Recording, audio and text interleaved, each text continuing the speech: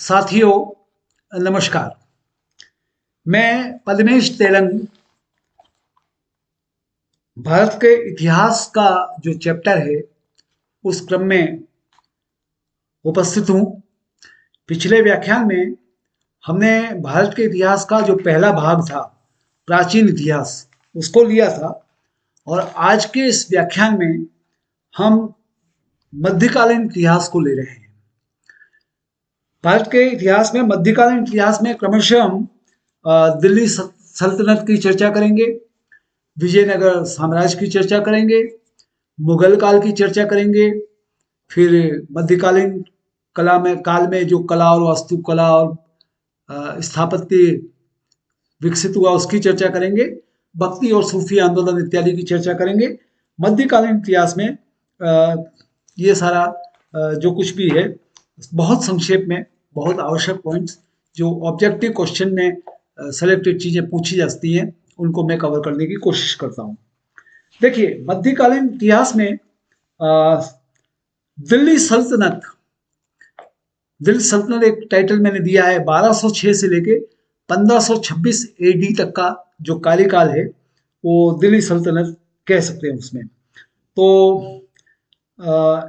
इसे सामूहिक रूप से दिल्ली सल्तनत कहा गया है क्योंकि अलग अलग राजवंशों ने दिल्ली पर, भारत पर राज किया था, तो सामूहिक रूप से हमने इसका नाम दे दिया दिल्ली सल्तनत। 1206 से लेके 1526 यानी करीब 300 सवा 300 वर्षों का जो काल है। इसमें 5 राजवंश आए दिल्ली सल्तनत में। सबसे पहले गुलाम वंश, फिर खिलजी वंश, फिर तुगलक वंश, फिर सैयद वंश और फिर लोधी वंश। इस क्रम में दिल्ली सल्तनत का इतिहास चलता है। तो सबसे पहले हम लेते हैं गुलाम वंश। अच्छा, उसके पहले हम ये बता दें कि ये जो 5 राजवंश हमने गिनाए, ये 5 राजवंश में सबसे लंबा शासन काल अगर किसी का चला तो वो चला था तुगलक वंश। 1320 से 1414 ईस्वी तक 94 वर्ष तक चला। और दिल्ली सल्तनत का सबसे कम शासन काल चला है खिलजी वंश, 1290 से 1320 ईस्वी तक, मात्र 30 वर्ष। तो दिल्ली सल्तनत की शुरुआत करते हैं सबसे पहले गुलाम वंश से। गुलाम वंश 1206 से 1290 ईस्वी तक का पीरियड है। इसमें कुतुबुद्दीन ऐबक हुए हैं और कुतुबुद्दीन ऐबक के बाद शमसुद्दीन इल्तुतमिश आए, रजिया आई, उलुग खान गयासुद्दीन बलबन आए और ये 4-5 बड़े शासक आए। तो इस गुलाम वंश की हम चर्चा करें, उसमें जैसे हमने नाम लिया शमसुद्दीन इल्तुतमिश, जो 1210 से 1236 तक इन्होंने राज किया। ये इलबरी कबीले के थे, इलबरी कबीले के थे और इन्होंने इलबरी वंश की स्थापना की। ये क्वेश्चन, इलबरी वंश का नाम अगर आता है तो शमसुद्दीन इल्तुतमिश का नाम लेंगे, जो कि गुलाम वंश के एक शासक हुए हैं। एक बड़ा मशहूर नाम गुलाम वंश की है रजिया। 1236 से 1240 ईस्वी में ये महिला शासक थी, रजिया, रजिया बेगम। तो इल्तुतमिश ने अपनी पुत्री रजिया को उत्तराधिकारी बनाया। इल्तुतमिश जब खत्म हुए, अपनी बेटी को उत्तराधिकार दे गए। और लेकिन क्या हुआ कि दिल्ली के काजी और वजीरों ने इल्तुतमिश के बेटे फिरोज को सुल्तान चुना। विरोध हो गया महिला होने के कारण। लेकिन रजिया थी जो दिल्ली पर शासन करने वाली पहली और एकमात्र मुस्लिम शासिका थी, इसलिए इनका नाम थोड़ा सा मशहूर है। और इन्होंने महिलाओं का, जो मुस्लिम महिलाओं के परिधान थे, बुर्का और नकाब और ये सबको हटाकर बिना पर्दे इन्होंने दरबार का संचालन किया था। इसलिए ये बड़ी क्रांतिकारी महिलाओं मुसलमानों में मानी जाती हैं। उसके बाद उलुग खान आए। उलुग खान या गयासुद्दीन बलबन 1266 से 1287 में। इनको उपाधि दी गई थी जिल्ले इलाही। ये एक बड़ा मशहूर शब्द आज भी होता है, जिल्ले इलाही। जिल्ले इलाही उलूग खान को मिली हुई उपाधि का नाम है। देखिए, तो ये दिल्ली सल्तनत का पहला गुलाम वंश की दो एक बातें थी, वो मैंने बताई। उसके बाद आता है खिलजी वंश आता है। खिलजी वंश 1290 से 1320 ईस्वी तक चला और उसके संस्थापक थे जलालुद्दीन खिलजी। और इसी अवधि में कुछ बड़े मशहूर नाम आए हैं, उनकी चर्चा करूं। एक अमीर खुसरो। अमीर खुसरो सितार के जनक माने जाते हैं। सितार जो वाद्य यंत्र है, ये खिलजी वंश में इनका उद्भव हुआ था। और अमीर खुसरो को भारत का तोता, पैरट ऑफ इंडिया कहा जाता है। ये एक बड़ा अच्छा क्वेश्चन बनता है, पैरट ऑफ इंडिया, भारत का तोता कौन है? तो अमीर खुसरो है। और खिलजी को सुल्तान जहां की उपाधि दी गई थी। हम खिलजी वंश की बात जो कर रहे हैं, तो ये उसी की बात है, खिलजी वंश की शुरुआत की। अब खिलजी वंश में कौन कौन आए? तो खिलजी वंश में शासक, अमीर खुसरो तो एक विद्वान आदमी थे, उनका हमने चर्चा किया। खिलजी वंश के शासक में थे अलाउद्दीन खिलजी, 1296 से 1316। और इनका बड़ा, अलाउद्दीन खिलजी बहुत आज भी क्रूर शासकों में नाम गिना जाता है। तो जलालुद्दीन खिलजी की हत्या करके ये दिल्ली के सुल्तान बने थे। और इनको उपाधि मिली थी सिकंदर ए सानी। सिकंदर ए सानी यानी दक्षिण जो दक्कन अभियान इन्होंने किया था, उसके बाद इनको ये उपाधि मिली थी। इनके अन्य नाम क्या थे? सिकंदर सेकंड, ये भी इनको कहा गया था। तो अलाउद्दीन खिलजी का बहुत लंबा चौड़ा सैन्य अभियान रहा है।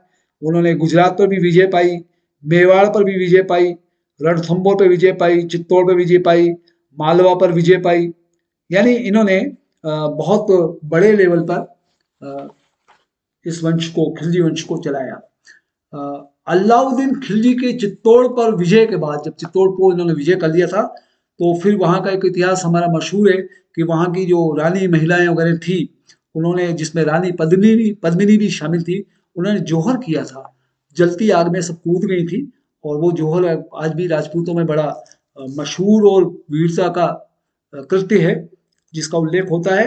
और इसका जोहर की घटना का उल्लेख उस समय के जो कवि थे मलिक मोहम्मद जायसी, उन्होंने अपनी रचना पद्मावत में किया है। जोहर का उल्लेख पद्मावत नाम की ग्रंथ में किया गया है। तो खिलजी, अलाउद्दीन खिलजी का राज्य जो था, इन्होंने दाग, घोड़ों की पहचान के लिए वो जो जला के उनके चिमटे से और घोड़े के शरीर पे जो दाग लगाया जाता है, घोड़े की पहचान के लिए दाग, और सैनिकों की पहचान के लिए हुलिया, उनके भी इस तरह का निशान लगा के हुलिया की शुरुआत की थी। ये दो शब्द बड़े टिपिकल हैं, घोड़ों की पहचान के लिए दाग और सैनिकों की पहचान के लिए, कि ये मेरा सैनिक है, हुलिया की शुरू की थी। अलाउद्दीन खिलजी के टाइम पे एक टैक्स व्यवस्था में बड़ा कुख्यात टैक्स लगाया था, कर लगाया था, उसको कहते हैं जजिया कर।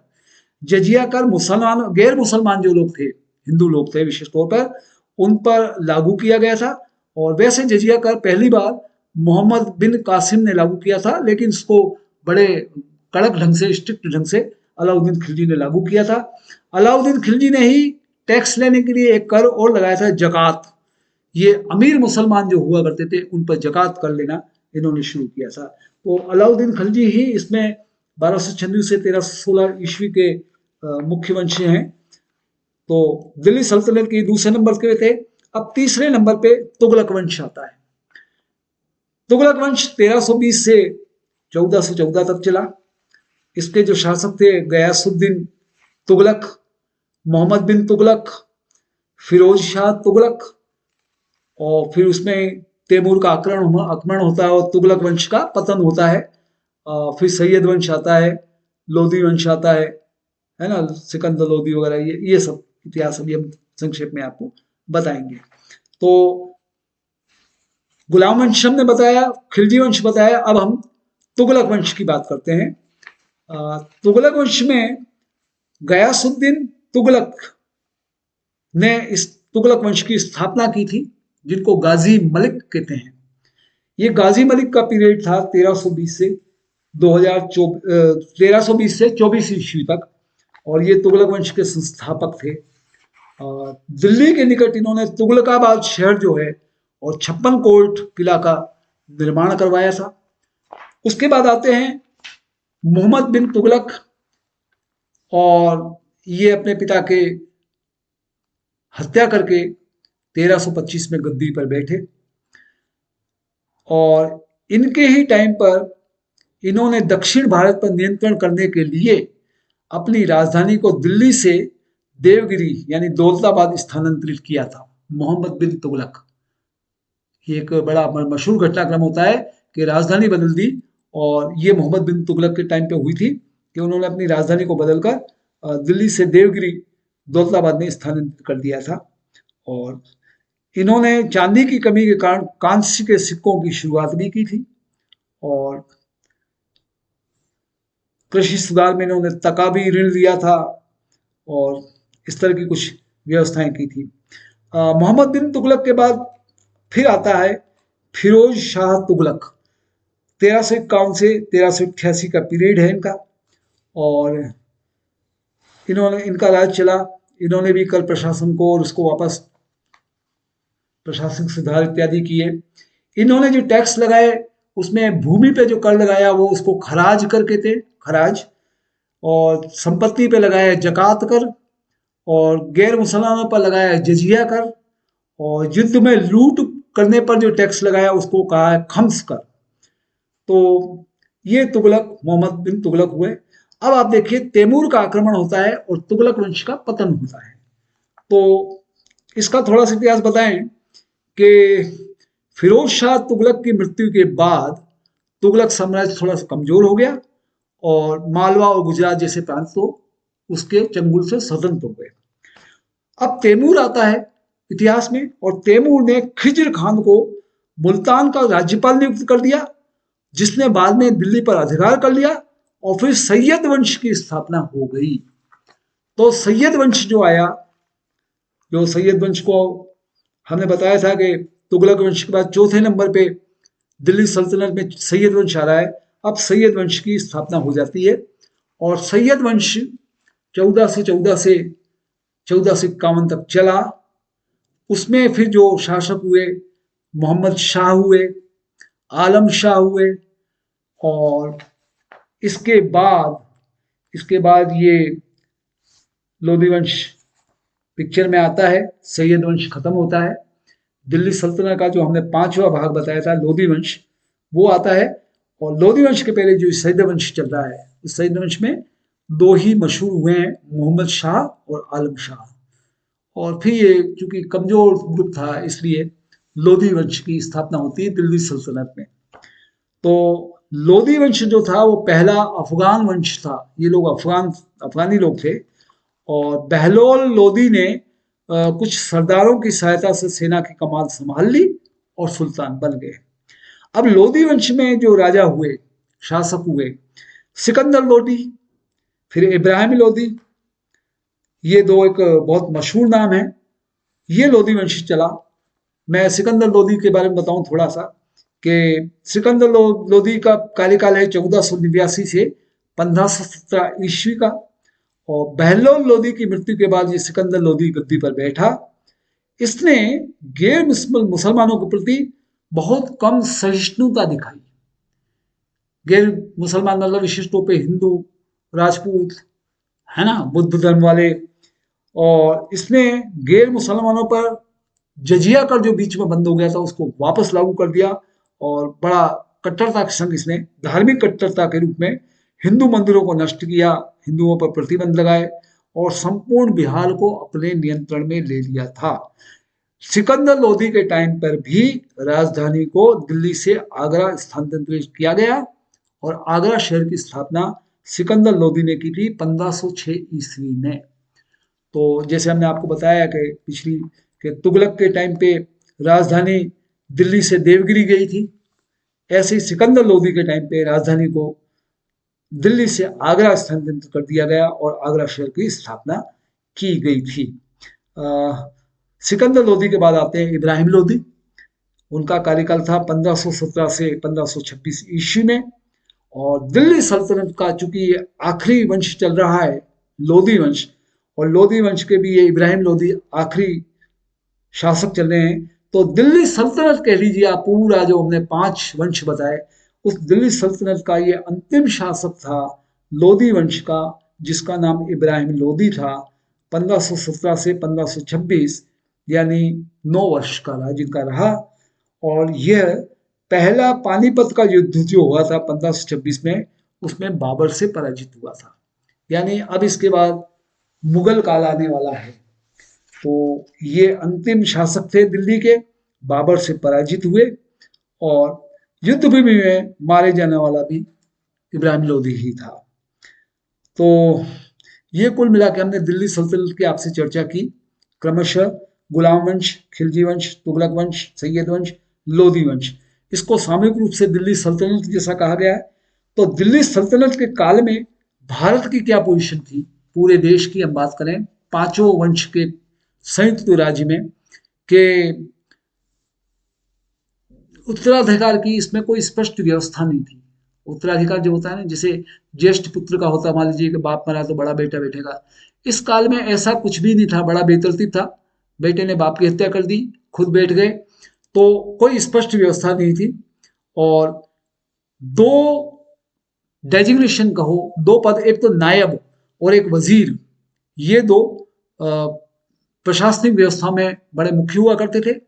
नायब तो था सबसे शक्तिशाली पद था, ये सभी डिपार्टमेंट पर इसका कॉमन जनरल नियंत्रण हुआ करता था। और वजीर जो होते थे, वजीर उनके वित्त विभाग का, कर का, राजस्व का इनका इंचार्ज हुआ करता है।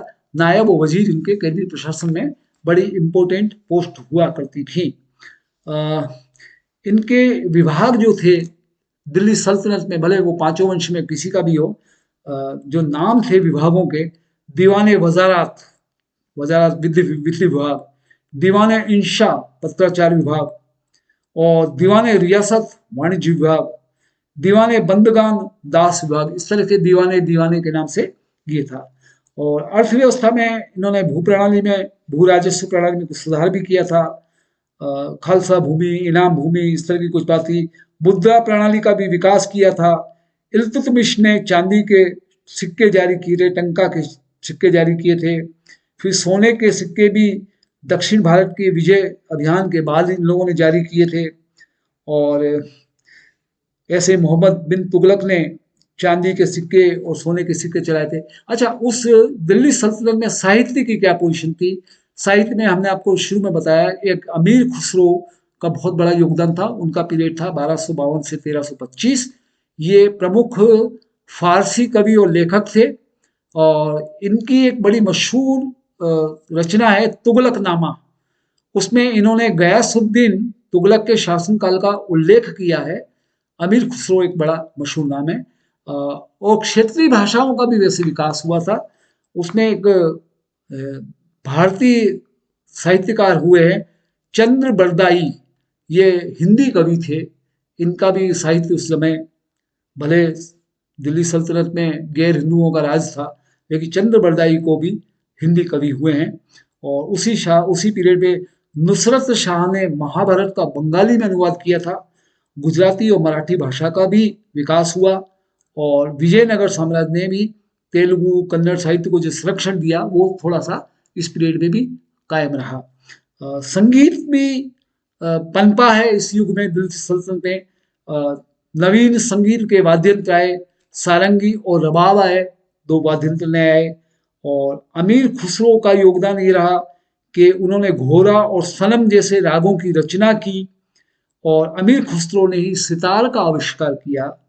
और फिरोज तुगलक के शासन में जो भारतीय शास्त्रीय कृति थी राग दर्पण, उसका फारसी में अनुवाद किया गया। तो इस प्रकार कह सकते हैं कि दिल्ली सल्तनत, भले गुलाम वंश हो, खिलजी वंश हो, तुगलक वंश हो, सैयद वंश हो, लोधी वंश हो, उथल पुथल का वंश रहा है 300-325 साल का। लेकिन इसमें कुछ साहित्य भी पनपा है, कट्टरता भी पनपी है, धार्मिक कट्टरता भी पनपी है। और एक तरह से भारत में गैर हिंदुओं का राज यहाँ से शुरू होता है। इसके बाद हम मध्यकालीन इतिहास में आगे चलेंगे, तो विजयनगर साम्राज्य की चर्चा करेंगे। विजयनगर साम्राज्य की चर्चा करने में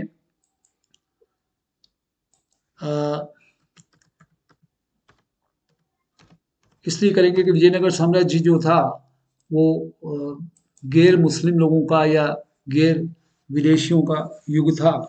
विजयनगर साम्राज्य जो है वो 1336 से 1672 ईस्वी का है। और इसका ज्ञान कैसे होता है हमको, कुछ साहित्यिक स्रोत हैं, साहित्यिक सोर्स हैं, जैसे अमुक्त माल्यदा कृष्णदेव राय ने ये साहित्य लिखा है, इससे विजयनगर साम्राज्य के बारे में पता पड़ता है। मनु चरित्रम मिलता है, अल्लाह सानी पैदन्ना ने लिखा था, उससे भी विजयनगर साम्राज्य के बारे में पता पड़ता है। कुछ विदेशी यात्रियों के जो विवरण हैं उसमें इब्न बतूता है, अब्दुल रज्जाक है, डोमिंगो पायस है, इन्होंने भी जो विजयनगर साम्राज्य में जो यहाँ दौरा किया था उस दौरे का साहित्य लिखा था, उससे हमको विजयनगर साम्राज्य के बारे में पता चलता है। विजयनगर साम्राज्य में 4 राजवंश आते हैं, 4 राजवंश विजयनगर में। एक संगम राजवंश, फिर सालुब राजवंश, फिर तुलु राजवंश और फिर अराविडु राजवंश। तो विजयनगर साम्राज्य को हम मोटे तौर पे 4 भागों का संयुक्त राजवंश कह सकते हैं। ये विजयनगर साम्राज्य था। तो सबसे पहले आता है संगम राजवंश आता है, संगम वंश आता है 1336 से 1485 में। इसके संस्थापक थे हरिहर और बुक्का। उसके बाद आता है सालुब राजवंश 1485 से 1505। इसके संस्थापक थे सालु नरसिम्हा। और तुलुब राजवंश आता है उसके बाद 1505 से लेकर 1570 ईस्वी में। उसके संस्थापक थे वीर नरसिम्हा। और उसी युग में, उसी क्रम में आप देखिए कि कृष्णदेव राय बहुत बड़े शासक हुए 1509 से 1530 ईस्वी में, जो जिनको बड़ी उपाधियां मिली। आंध्र भोज कहा गया उनको, अभिनव भोज कहा गया, आंध्र प्रति महा कहा गया। और ये एक वैष्णव भक्त थे और साहित्य और कला के महान संरक्षक थे कृष्णदेव राय। बड़ा ऐतिहासिक नाम है। और इनके दरबार में अष्ट दिग्गज 8 प्रसिद्ध विद्वान मौजूद थे और उनमें बड़ा साहित्य कला अच्छी डेवलप हुई थी। इनके राज में विट्ठल स्वामी मंदिर बना, नए नगर बने, नागलापुरम बना, विजय महल बना। तो कुल मिला के कृष्णदेव राय का शासनकाल इस राजवंश में, विजयनगर साम्राज्य में उल्लेखनीय है। हमने राजवंश में बताया है, इस राजवंश का चौथा भाग बताया था मैं, अराविडु राजवंश। तो अराविडु राजवंश चौथे नंबर पे आता है। इसमें ये इसका पीरियड चला 1570 से 1650 ईस्वी तक। और इसके संस्थापक थे तिरुमल थे। और ये पूरा विजयनगर का साम्राज्य, संगम राजवंश, सालुब, तुलुब, अराविडु का हमने बताया। अब इस चारों राजवंश के बीच में जो जिसको संयुक्त रूप से हमने विजयनगर साम्राज्य कहा है, उसमें सामाजिक जीवन कैसा था। सामाजिक जीवन में जातियां थी, ब्राह्मण, क्षत्रिय, वैश्य, शूद्र, है ना, ये सब अच्छे मुखर रूप में थी। धर्म जो था, धर्म में भी शिव का धर्म डेवलप हुआ, वैष्णव धर्म भी डेवलप हुआ। और इस काल में वैष्णव रामानुज का प्रभाव रहा, यानी एक हिंदू काल, सनातन काल कह सकते हैं इसको। और महिलाओं की स्थिति में हालांकि कोई विशेष सुधार नहीं हुआ। हालांकि उच्च कुल की महिलाओं को तो शिक्षा का अधिकार था। और इसलिए पता पड़ता है कि महिलाओं में कुमार कंपन की पत्नी थी गंगा देवी, उन्होंने मधुरा विजयम की साहित्य नाम की रचना की थी। और एक प्रसिद्ध कवियत्री और हुई है हन्नम्मा और तिरुमल्लम्मा, इन्होंने भी बड़ा अच्छा साहित्य का विस्तार किया। देवदासी प्रथा, जो महिलाओं को धार्मिक मंदिरों में गुलाम और यौन गुलाम के रूप में रखा जाता है, लेकिन देवदासी प्रथा का भी चलन इसी युग में हुआ। ये एक तरह से बुराई थी। और शाही परिवारों में बहुपत्नी विवाह भी हुआ करता था। सती प्रथा को भी सम्मान दिया जाता था। ये कुछ कुरीतियां महिलाओं के लिए विजयनगर साम्राज्य में अच्छी नहीं हुई। विजयनगर साम्राज्य की स्थापत्य शैली में चोल, होयसल पांडी और चालुक्य की स्थापत्य जो शैलियाँ हैं उन शैलियों का तत्व का संयोजन है। और बीजापुर की जो इंडो इस्लामिक शैली है उसका भी प्रभाव था। और मंदिरों में गोपुरम प्रवेश द्वार अच्छे भव्य बनाए गए और एकाष्ट स्तंभ पर एक यली यानी एक पौराणिक प्रणाली है उसकी आकृतियां उकेरी गई और मंदिरों में कई मंडप बनाए गए। तो केंद्रीय मंडप को जैसे कल्याण मंडप कहते थे, जो विवाह वगैरह जिसमें होते थे। तो मंदिरों को स्थापत्य शैली इस पीरियड में बड़ी अच्छी हुई है। और उस समय के प्रमुख उदाहरण हैं मंदिरों के, विट्ठल स्वामी मंदिर परिसर है, लोटस महल है, विरूपाक्ष मंदिर है, रघुनाथ मंदिर है, हम्पी है। तो मध्यकाल में हमने चर्चा की आपसे, विजयनगर पे आए हम सेकंड नंबर पे। और अब इसके बाद मुगल काल आता है। तो मध्यकालीन इतिहास में दिल्ली सल्तनत बताया हमने आपको। दिल्ली सल्तनत के बाद दिल्ली सल्तनत में गुलाम वंश, खिलजी वंश, तुगलक वंश, सैयद वंश, लोधी वंश। उसके बाद ये हमने विजयनगर साम्राज्य बताया। और अब विजयनगर साम्राज्य के पश्चात मुगल काल आता है। उल्लेखनीय मुगल काल चलता है 1526 से 1857, यानी करीब 350 वर्ष, 350 350 वर्ष चला। तो भारत में मुगल साम्राज्य की स्थापना 21 अप्रैल 1526, डेट नोट कीजिए, 21 अप्रैल 1526 को पानीपत के प्रथम युद्ध के बाद बाबर ने की थी। और बाबर का जन्म फरगाना घाटी उज्बेकिस्तान में हुआ था। और इसने बाबर ने दौलत खान लोदी और राणा सांगा के निमंत्रण पर भारत पर आक्रमण किया। और बाबर की सैनिक क्षमता तो बहुत कम थी, ज्यादा सैनिक नहीं थे, लेकिन तोप खाने का बड़ा अच्छा इनका कुशल उपयोग होता था और अच्छी युद्ध रणनीति थी।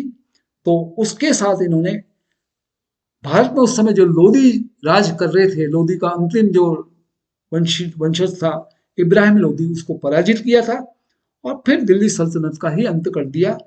और फिर इस युद्ध ने भारत में मुगलों का जो शासन था वो स्थापित कर दिया था। तो मुगल शासक में वापस हम वही बताएंगे, मुगल काल में कौन कौन शासक आएंगे उनका क्रम बता देते हैं आपको। सबसे पहले बाबर, शुरुआत जहां से हुई, बाबर के बाद हुमायूं, फिर अकबर, फिर जहांगीर, फिर शाहजहां और फिर औरंगजेब। 6 लोग, बाबर, हुमायूं, अकबर, जहांगीर, शाहजहां, औरंगजेब। और पीरियड चलता है 1526 से लेके 1857 तक समझ लीजिए आप। और बल्कि औरंगजेब तो 1658 से 1707 तक गए। तो मुगलों का राज तो लंबा चला। क्रमशः हम बात करेंगे इसमें। बाबर पे बात कर लें। बाबर का काल है 1526 से 30 ईस्वी तक का। और बाबर ने पानीपत के युद्ध में 21 अप्रैल 1526 को इब्राहिम लोदी को पराजित किया था। और इसके तोपची थे, बंदूकची थे। इनको उपाधि मिली थी बाबर को कलंदर। आज भी जो कहते हैं ना बड़ा कलंदर बनता है, कलंदर का मतलब बाबर की उपाधि कलंदर हुआ करती थी। बाबर का बड़ा मशहूर युद्ध था 1527 का, जिसमें खानवा का युद्ध हुआ था और उन्होंने मेवाड़ के राणा सांगा को हराया था। मेवाड़ के जो राजपूत महाराणा सांगा, उनको ही हरा दिया। उसके बाद इनको बाबर को उपाधि मिली गाजी, गाजी की उपाधि मिली। और बाबर जब खत्म हुए तो उनका मकबरा जो है 1530 में आगरा में मृत्यु हो गई और उनका मकबरा काबुल में है, काबुल में है। अब देखिए बाबर के बाद आता है पीरियड हुमायूं का। हुमायूं का राज चला 1530 से 40 और फिर 1555 से 56 ईस्वी में। तो 1530 में हुमायूं आगरा में मुगल शासक बने और सिंहासन पर बैठने से पहले ये बदख्श उसका सूबेदार था। लेकिन सूबेदार जी शासक बन गए 1530 में। तो फिर का भी लंबा पीरियड चला। पुस्तकालय की सीढ़ी से गिरने से इनकी मौत 1556 में हो गई थी। और हुमायूं के जीवन को एक इतिहासकार हुए स्टेनली लेनपूल, उन्होंने लड़खड़ाता जीवन की संज्ञा दी है। मतलब इनका बड़ा संघर्ष काल रहा है हुमायूं का, तो लड़खड़ाता जीवन की संज्ञा इनको इतिहास में मिली। और हुमायूं और बहादुर शाह का बड़ा संघर्ष हुआ था।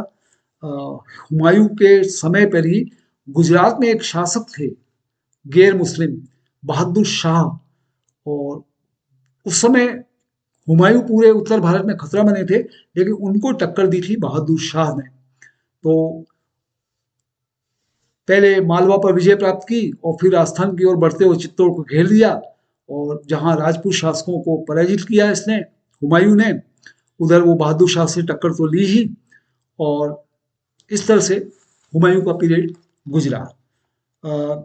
हुमायूं के साथ समय पर ही उसी काल में एक सूर्यवंश हुआ था भारत में 1540 से 1555 में। उसमें शेर शाह सूरी हुए थे। उन्होंने चौसा का युद्ध हुआ था, मशहूर युद्ध है चौसा का युद्ध, याद रखिए 1539 में। इसमें हुमायूं को पराजित कर दिया था, और फिर शेर शाह की उपाधि ली थी। शेर शाह सूरी शाह की उपाधि से दी थी। शेर शाह सूरी ही ऐसे थे जिन्होंने हुमायूं को परास्त किया था चौसा के युद्ध में। तो फिर बहुत सारे इनके युद्ध हैं शेर शाह सूरी के, लेकिन शेर शाह सूरी ने इनसे टक्कर ली थी। अब आप देखिए हुमायूं का पीरियड खत्म होता है मुगल काल में, और उसके बाद आते हैं अकबर। अकबर 1556 से लेके 1605 ईस्वी तक का इनका राज है, और इनको उपाधि मिली थी जलालुद्दीन मोहम्मद अकबर बादशाह गाजी। इतनी महान उपाधियां इनको थी। और 13 वर्ष की उम्र में पंजाब के कालानौर में इनका राज्याभिषेक हुआ। यानी अकबर 13 साल की उम्र में ही शासक बने।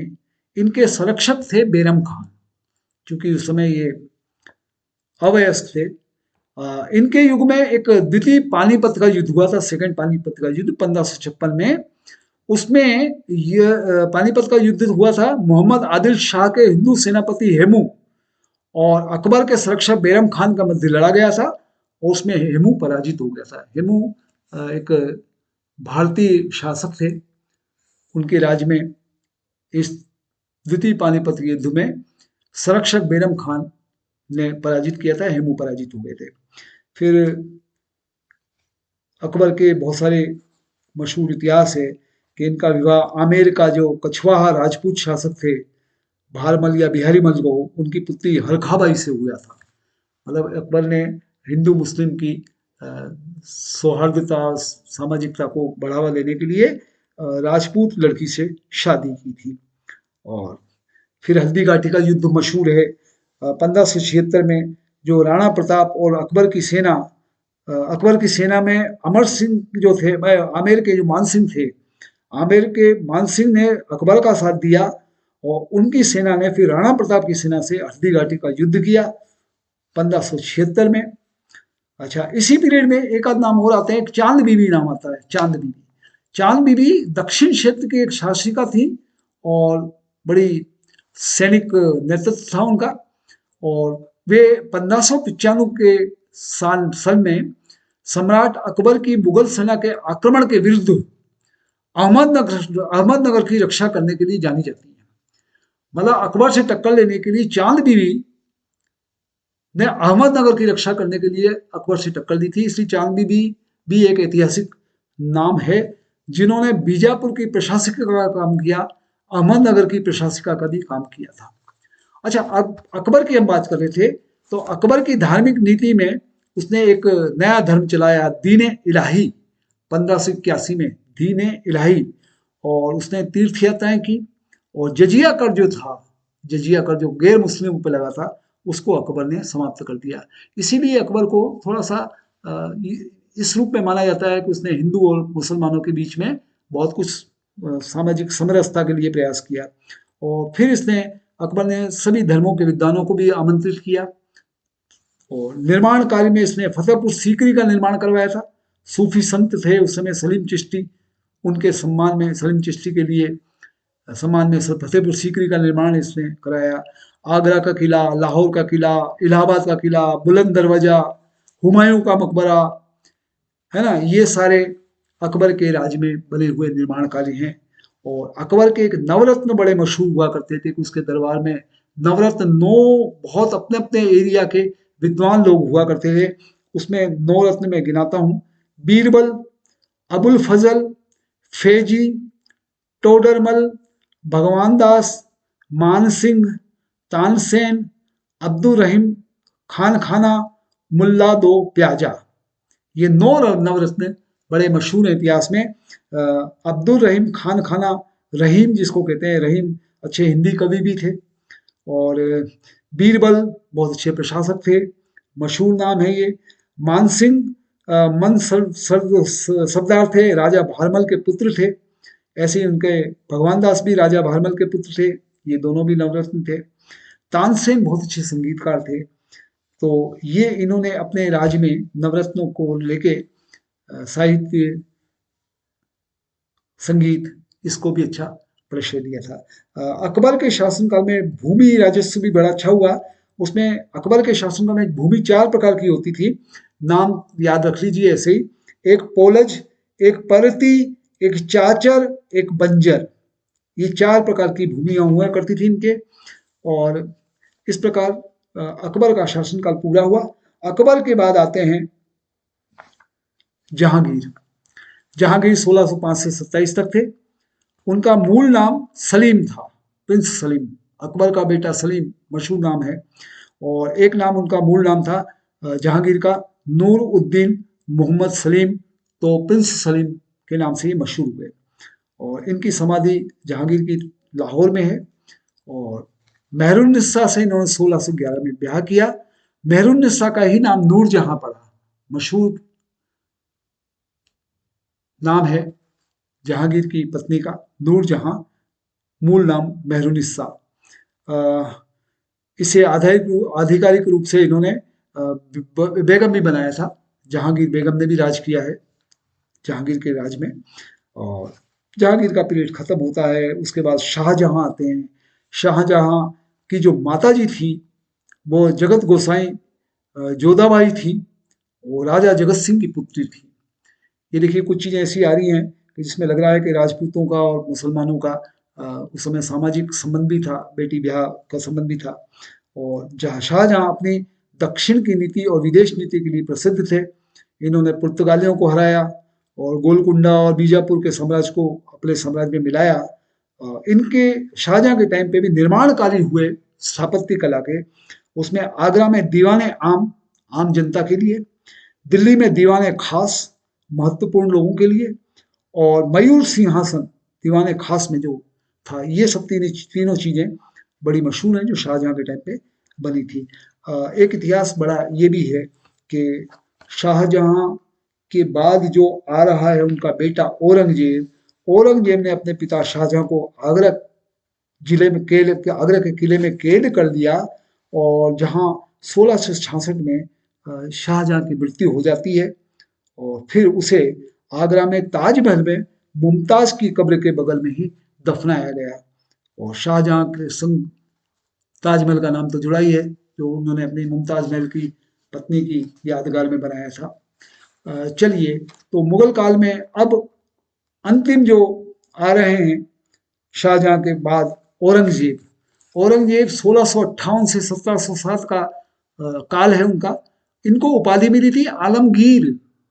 आलमगीर, ये भी एक क्वेश्चन बन सकता है कि आलमगीर की उपाधि औरंगजेब को मिली थी। औरंगजेब ने अपने साम्राज्य में बीजापुर को मिलाया, गोलकुंडा पर कब्जा किया और एक बड़ा क्रूर काम किया कि गुरु तेग बहादुर जो थे, सिखों के 90 गुरु, उनको औरंगजेब ने मृत्युदंड दिया, क्योंकि उन सिख ने इस्लाम धर्म को अपनाने से इनकार कर दिया था। और बड़े कट्टर शासक में माना जाता है औरंगजेब को। जजिया कर को जो अकबर ने खत्म किया था, उसको वापस लागू कर दिया इसने गैर मुस्लिमों पर। और इसका मकबरा जो औरंगजेब का है वो खुलदाबाद, दौलताबाद में है, खुलदाबाद में। और औरंगजेब को जिंदा पीर, जीवित संत जिसको कहते हैं, जिंदा पीर के नाम से भी जाना जाता है। यानी इस्लाम धर्म के लिए इतना कट्टर था कि लोगों ने इसको जिंदा पीर कहा गया। उसी पीरियड में देखिए दूसरे जो भारतीय शासक चल रहे थे, एक शिवाजी हुए हैं, सबसे शक्तिशाली मराठा शासक हुए थे। तो औरंगजेब ने वर्ष 1665 में आमेर के जो जयसिंह थे राजपूत, उनके साथ एक षड्यंत्र रचा, और षड्यंत्र में क्या किया कि शिवाजी औरंगजेब के दरबार में आए, उन्हें वहां औरंगजेब ने कैद कर लिया, और लेकिन शिवाजी भाग निकले।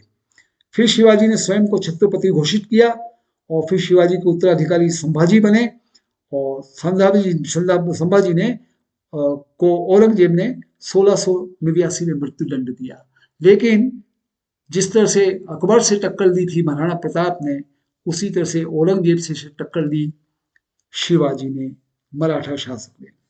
तो यहाँ पर मुगल काल खत्म होता है, और मुगल काल में कुछ चीजें हैं। उत्तरवर्ती जो मुगल काल है, मुगल के बाद जो आए, बहादुर शाह प्रथम आए, और बहुत सारे लोग आए, फरुख सियर आए, जहांदार शाह आए, मोहम्मद इब्राहिम, अब्दुल शाह, अहमद शाह बहादुर, शाहजहां, शाहजहां तुती, आलमगीर, है ना। ये बहुत बड़ा ज़्यादा मेंशन करने जैसा नहीं है।